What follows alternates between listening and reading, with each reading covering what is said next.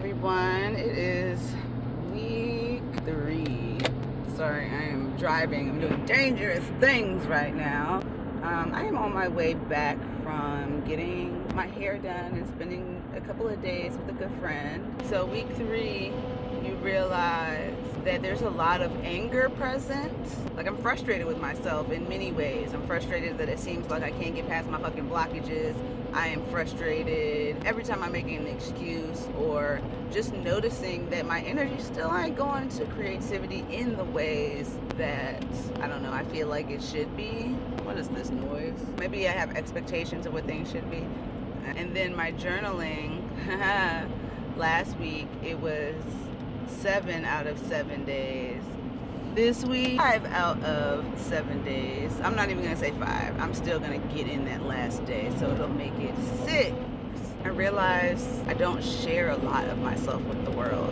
To be honest, these Artist Way YouTube videos have been the most transparent I ever have been publicly, without edit, well, without curation. That's a better term. And a conversation that I've had several times throughout the years came back up about, I don't know if the people watching, if you guys remember the rise of Cardi B, how she came about, how she shifted, dare I say, shifted the culture in terms of what was relatable, what a celebrity was. She was more personal than anybody, I feel like, prior to her. Raw videos, giving personality, unfilteredness. And then on the flip side, at the time Cardi was coming up, Beyonce was always giving excellence. However, she wasn't yet letting us into her life like that. So she was just like a figure, an idea, a product. However, well curated. Everything that dropped was excellent, and continues to be. So I was asking myself at the time, and I guess now again today, do you want to be a Beyonce or a Cardi? And naturally lean towards the Beyonce-ness. My ideas are grand. They often take a lot of time because I don't have Beyonce resources. But they're grand ideas, and I want them to be perfect. I don't like showing people my process for real. I like to show people the great work when it's done. But I understand the value of being human. I don't think I'll ever be as outright raw as Cardi once was. I would like to be a healthy balance of both. I've been allowing others to kind of have my power and keep the pace of my projects when I'm the director, when I'm the producer. So today I fired and hired someone new for music video. I creative directed and went ahead and did all the communicating, got refunds, put the deposit down for the next person, and that should be delivered in 10 days. And I cannot wait to show y'all this music video. And then if all goes well with this new effects artist, I'm probably going to also fire the artist for Black Magic. I was all for organic pacing, but it's different to move organically, and it's another thing to just work with somebody who's not interested in or prioritizing your project. So that, and then last week, I know I spent a solid amount of time on financial literacy education. I haven't done as much this week. However, I've made my first successful trades, profitable trades. I'm not going to say successful. I guess everything's successful if you learn from it, but my first profitable trades, and I feel really good about that. And I'm not going to say it's a grand amount, but it was a win. I feel pretty good. I still am on the struggle bus though with physical fitness. Not too pleased with my lack of movement. And I talked to my friend about that because she moves almost every day. And she was like, you gotta get past that blockage. And that might be something for another day. So I think this might wrap my week 3. Oh, and nobody joined me. That's okay, I ain't waiting on nobody. Okay, so I lied because I have more to say. So the anger bit, right? So this week, I noticed that I've been kind of passive with people treading on my creative ingenuity. So last month sometime, I noticed that somebody was using branding awfully close to the Whole Hive branding, doing quite literally everything that they can do to poach the audience that I worked very hard to fucking build. I know for a fact that they were trying to poach our audience because at a glance you probably wouldn't notice. And I brought it up to the team, and one person responded saying, no, that is kind of, you're not tripping. She wrote up a very like diplomatic something to send to the person, and I just thought it was too kind. Like, no disrespect, I don't wish anyone well. I don't want to sit down and talk to you about nothing. There's no IP, nothing to talk about, and I can't be mad, right? Because this anger is teaching you something. I honestly, it's very small. Her event was unsuccessful, as it should be when you're stealing somebody else's ideas. And then I'm on Instagram yesterday, and I noticed that a teacher that works at my old studio is now teaching floor work, and I guess I'm absent from the space, so somebody took it upon themselves to fill the space. So how am I mad? Again, how am I mad? I mean, I'm mad. I just don't want that to be the reason why I pop out and show niggas like, somebody's doing what I do, and now I gotta pop out and prove myself. Like, I'm not really invested in that. Yeah, it just made me realize that I have to show up more. Again, I gotta not be afraid to be seen, and I gotta know that if I don't act on an idea, someone else will. Like, when the energy's out there, like, energy cannot be created nor destroyed, it's only transferred. So if I'm utilizing my energy to keep foreplay alive and floor work alive, then I'm the holder of the energy. But when I decide to stop that, the energy goes out into the ethers, for somebody else to grab. And somebody grabbed it. Also, I'm not popping out and showing niggas is because I've been disconnected from my body. And I think that's the difference in what I felt like I brought to the space. Everybody is counting, you got 8 counts, and I'm dancing from a different space, or was dancing from a different space. And until I can reconnect from that space, I'ma just be a 8 counting nigga too. It's a blockage to work through. So a little anger that's kind of ammunition. Again, I just want something to come from an embodied place and not a place of spite. So there's that. I think that's the only other bit I had to add. We'll check back in if something else comes up, or anything else surfaces. Okay, so I made it in the house so I could really focus on this, because driving and trying to remember what week 3 was about was a challenge. So the task that I did for week 3, I actually did about 3 of them this week. One of them was reach out. It said call a friend who kind of believes in you and your abilities for support, and that this support would be helpful along the journey. And instead of a call, I will say that my time with Lucy and our slumber party was that for me. We were both able to unmask around each other and be vulnerable and, talk about our creative struggles, real life struggles, all the things, which is very important and I feel like healthy just for people to do, to be honest. So that was one task. But the task that I ended up kind of dissecting and having my aha moment, if you will, was what are my habits, my rotten habits, my bad habits? And it said to list 3 of these things. So immediately, my first thing was that I tend to get caught up binging TV shows, but no longer actually studying these things from a filmmaker lens, which is something that I used to do. I used to study pilots, count camera angles, dissect intimacy scenes, and now I just find myself sometimes losing hours in front of the TV. So my second rotten habit, I'm gonna go ahead and cue Nate Dogg now. And traditionally I wouldn't consider weed a problem, and it's not necessarily causing any harm in my life. It's just more consistent than other things in my life. And I'm realizing that there needs to be a redistribution of energy a bit. So then, I don't know if I should say this to the internet streets, but I believe I've been smoking more years in my life than I haven't at this point. So I realized really that this was becoming a bad habit when dance became a less prominent part of my life. When I was full-time dancing, I had very strict rules around my body. So when I started dancing less, I noticed the increase of weed, right? Because I had rules surrounding my teaching and taking classes. I noticed that my stamina in class wouldn't be the same if I smoked even hours prior. So my rule of thumb was don't smoke before performances, don't smoke when you have to teach, don't smoke when you have to take a class because it affects your competency and your ability to pick up choreos. By default, I just smoked less. I smoked as a reward system in downtime. But it's not that anymore, really, because now my creative outlets are a bit more sedentary.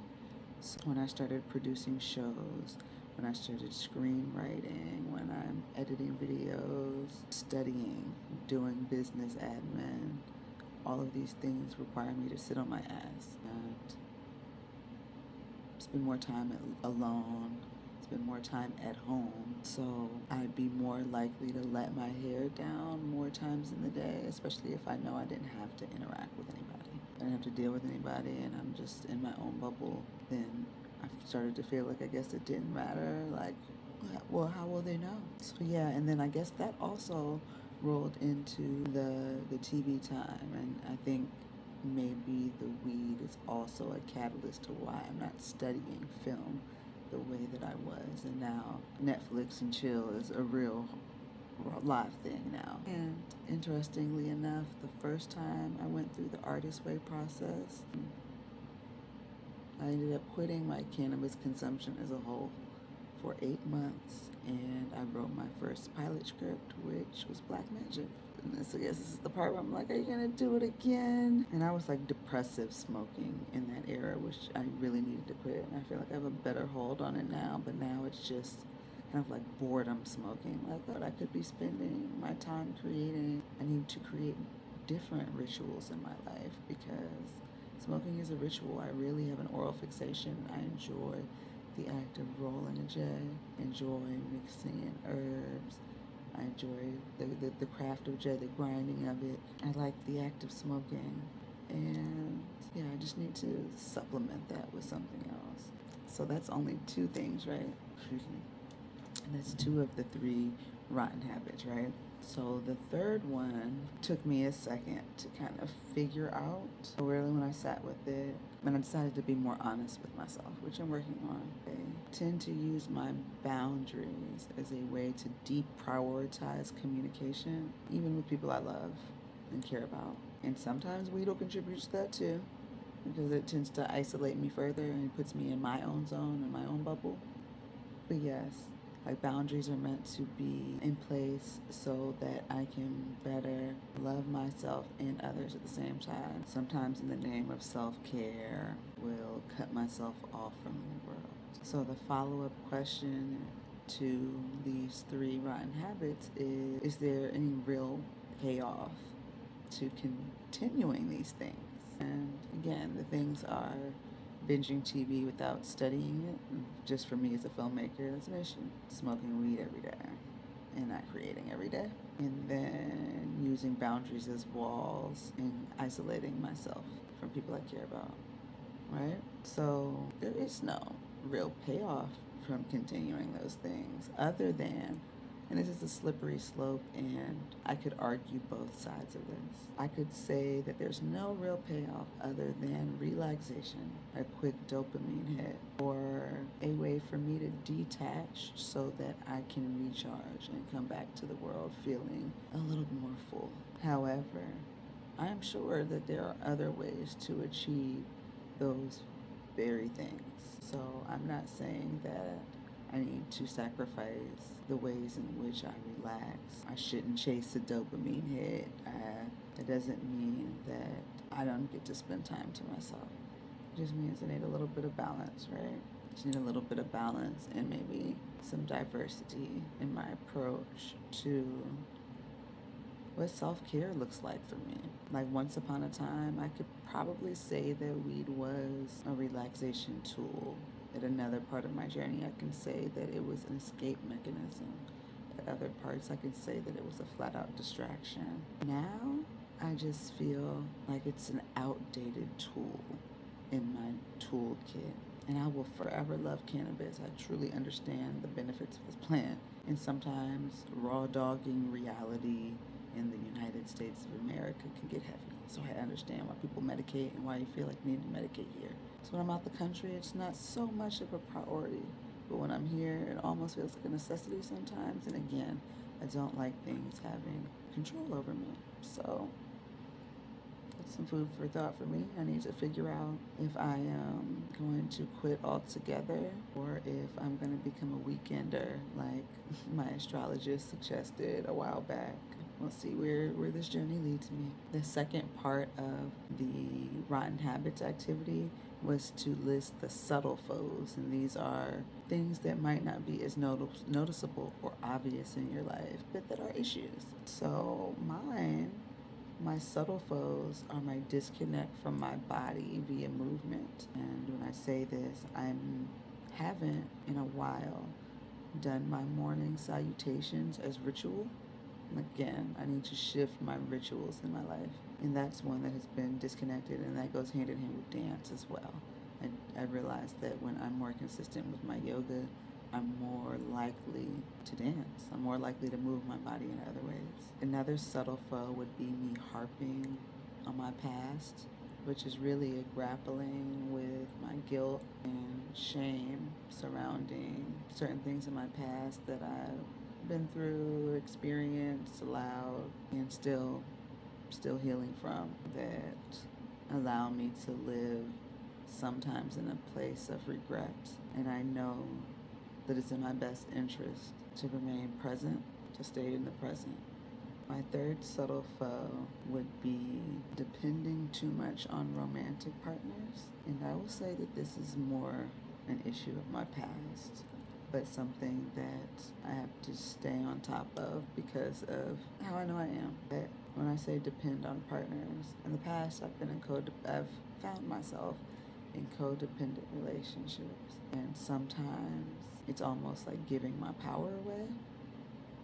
It's like almost assuming or anticipating someone else do something for you, or getting comfortable knowing that somebody will. Sometimes that takes some of the wind out of your sails, some of the fire from underneath your own ass, because it feels supported in ways, and support is a slippery slope, right? Like, what's the line between helping and enabling? So, and honestly, that third subtle foe was one I had to dig for, because like I said, I don't feel like this is present now in my life as it was in the past, but it's something that it is a revolving door in my life, so I figured it was worth writing down. Yeah, those are kind of my foes and bad habits, if you will. And then, so that I ended my week on a more optimistic and positive note, I did the task that asks you to name the friends that nurture you, the friends that make you, or just help you keep believing in yourself, that see you even when you don't see yourself, that don't enable you, that challenge you, you grow, the friends that nurture you. And I feel like I may have mentioned all of them already throughout these Artist Way videos, but they only asked for 3 names, and I had 4.5, so I feel like that's really good. And then they asked the why also. The next part of it is like, well, what traits do these people have that you admire? And the common denominator that I noticed is that these people believe in my grandiose visions and ideas, and they back it with their time, their energy, their words, their talents, and they're all honest with me. They challenge me to strengthen my craft, to be a better writer, to be a better creator, to be a more uninhibited creator, to be a more consistent creator. Yeah, to follow through. These people are my fuel on days where I can't get a start myself. So, yeah, they challenge me and they're honest. And I really love and appreciate that. And I hope that I do the same for them. think I'm gonna leave week 3 there. All in all, I did 3 weekly tasks. I came home and I did my morning page, my I guess evening pages at this point, which makes it 6 out of 7 days this week. And I did my artist day, which was to take myself on just kind of a free-flowing, low-budget shopping trip. Yeah, and prepare for a slumber party with friends. Things are happening. The process is working, and I say that because I'm at the part now where I don't feel right if I don't do my pages. And this got me together last time I did this as well. But I had since fallen out of my daily journaling practice, and it's something that I had been guilting myself about. And starting this again this month got me back together. And I'm really happy to be filling up my notebooks. Oh, and when I was at Marshall's, I bought myself, I guess I gotta like explain the date. So I got myself the cutest, the prettiest journal. It's like purple with gold, and it's like the pages are lined gold, and it came with a cute gold pen. I got some candles. I got some Fenty lip gloss. I got a new yoga mat that's cheetah print, because you know your girl love animal prints clearly. I don't know, it was just, my intention going in was to make a deposit into myself. I went in with no expectations of what to get in the store. I just wanted to pamper myself and love up on a friend at the same time. So yeah, I got things that would encourage me to do things to awaken my creative spirit, to awaken my love for myself. I got some bentonite clay for face masks, some under eye patches. I got the notebook so that I can write. I got the yoga mat, hoping to encourage myself to move again, maybe go to a class and just not make excuses. Yeah, so that is my week 3, and I will see y'all next week.